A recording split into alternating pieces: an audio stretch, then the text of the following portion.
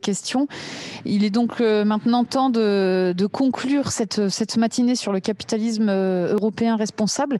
Et c'est à Monsieur Enrico Letta qu'il revient de faire cette conclusion. Vous êtes président de l'Institut Jacques Delors et c'est à vous donc la parole pour la conclusion.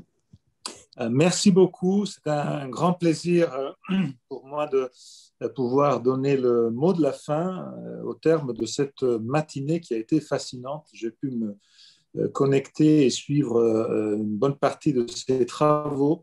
Je remercie comme toujours la Fondation Gulbenkian qui est notre vraiment partenaire fascinant dans toute cette capacité de travail ensemble.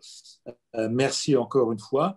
Et naturellement, je voudrais remercier tous les participants et tous les speakers, à partir naturellement par Maria Joao Rodriguez, par Madame Chomaki et par Sofia Fernandez qui viennent de terminer ce très intéressant panel sur la formation tout au long de la vie qui a toujours été un des points forts du magistère de Jacques Delors, si je peux employer ce terme fort, magistère Jacques Delors, et naturellement tous ceux qui ont participé aussi aux autres tables rondes et qui ont animé ce séminaire ce matin. Je veux ajouter seulement comme mot de la fin un grand espoir. Le grand espoir, c'est le fait que le sommet social de Porto soit un succès et soit un succès de longue haleine qui profite du fait qu'on est dans un temps dans lequel, au niveau européen, le changement est un changement réel. Next Generation EU est, de mon point de vue, le cadre qui rend possible l'arrivée en Europe d'un capitalisme responsable qui joue un rôle beaucoup plus important que dans le passé. Tout ça est possible grâce à Next Generation EU, grâce à la méthode de Next Generation, au fait que Next Generation a cette idée de on est plus fort tous ensemble, c'est-à-dire on trouve de l'argent tous ensemble, on est capable tous ensemble de faire des projets de longue haleine, des investissements de longue haleine, et tous ensemble, on décide d'appliquer en mode solidarité cet argent dans le continent européen. Je le dis en venant d'un pays, l'Italie, qui est le pays qui touche le plus d'argent avec l'Espagne, grâce à cette aide, à cette solidarité qui est liée à des faits objectifs liés aux pays qui ont eu plus de dégâts pendant la crise, ce qui n'avait pas été le cas pendant la crise il y a 10 ans. Donc, je vois là un improvement très important. L'Europe devient vraiment adulte et c'est quelque chose de très significatif. Dans tout ça, j'ajoute quelque chose auquel je donne beaucoup d'importance, qui est le fait que Next Generation, naturellement, est le cadre dans lequel ce changement peut avoir lieu, mais il y a quelque chose de plus dans tout ça. Quelque chose de plus qui est lié au fait que dans cette phase de la vie européenne, on avait décidé, c'était l'enjeu de 2019, de lancer la soutenabilité et le Green New Deal comme grand drapeau de l'Europe du futur.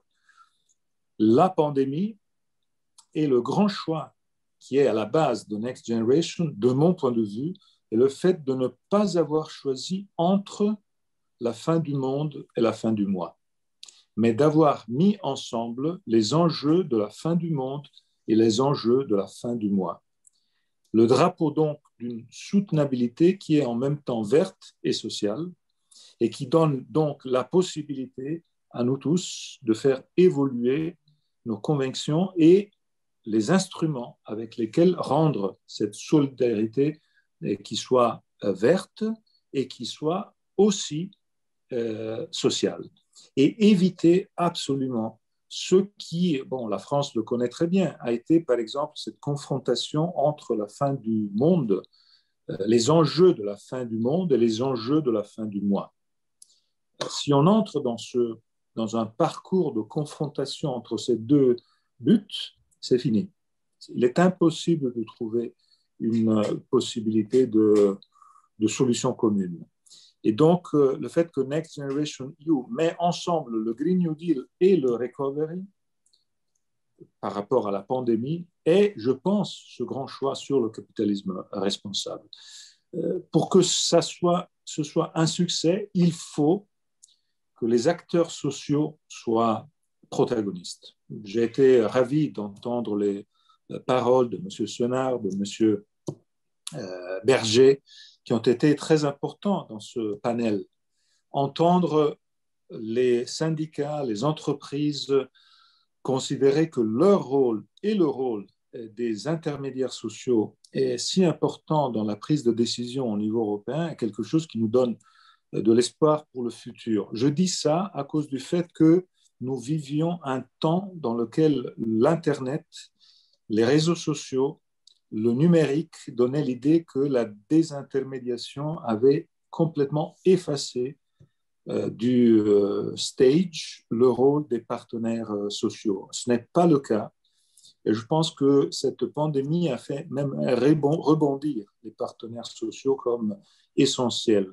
Et le capitalisme responsable joue sur ces très importants enjeux. D'un côté, cette idée d'une soutenabilité complète, qui était ensemble la partie verte et la partie sociale, et l'idée en même temps que les acteurs du monde de l'économie ne sont pas là seulement chacun pour son intérêt, mais qu'il y a l'aspect lié à ce que nous avons autour de nous qui est plus important que les profits ou les négociations ou les aspects.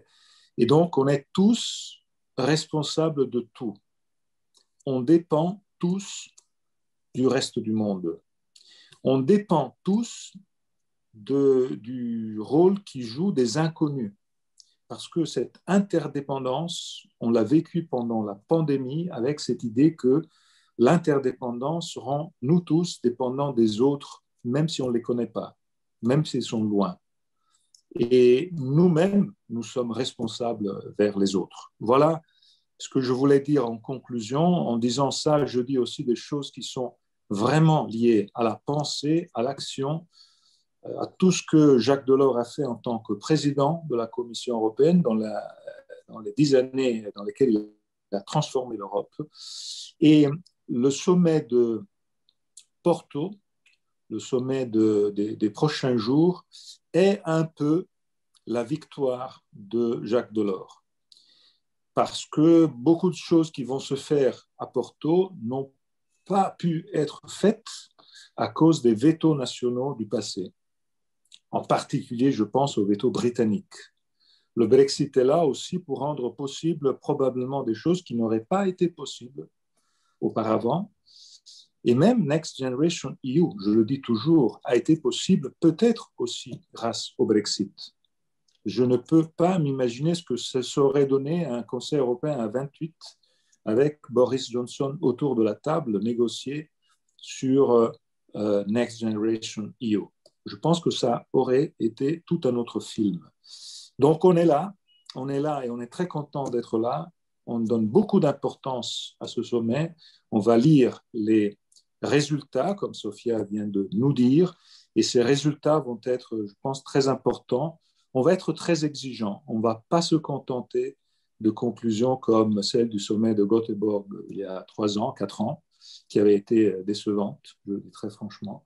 On veut des engagements forts, importants, et on veut être là pour les rendre très concrets et les lier à tout ce que Next Generation EU est en train de faire pour le futur de l'Europe. Je vous remercie beaucoup pour cette matinée et à bientôt.